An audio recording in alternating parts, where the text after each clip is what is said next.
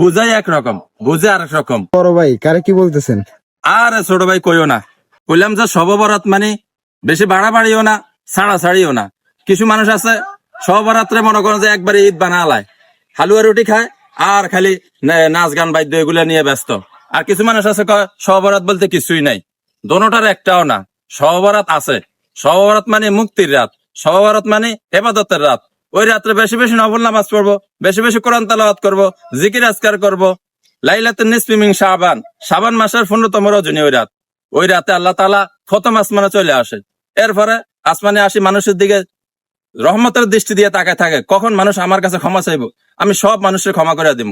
আর মানুষ কি করে, সবরাত নিয়ে বাড়াবাড়ি করে, আবার কেউ কয় সবরাত বলতে কিছু নাই। এগুলোকে ঠিক কন?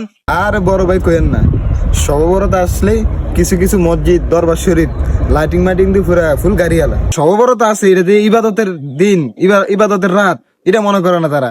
মনে ওই যে আপনি মনে করেন যে ভালো করে খাওয়ানোর জন্য, বিরিয়ানি খাওয়ার জন্য বিরিয়ানি দেওয়া শেষ, শবে বরাত তো শেষ। কিন্তু রাতটাতে ফজিলতের রাত, ফজিলতময় রাত, ওটা তাদের ধারণাই নাই। মনে করে যে ভালো ভালো করে খাওয়া, এটা হচ্ছে শবে বরাত। আমাকে বুঝানোর কাম আমরা বুঝাইম। এরপরে কেউ যদি বুঝে বুঝবো আলহামদুলিল্লাহ, আর যদি না বুঝে তো হাতের কপাল হাতে খাইবো।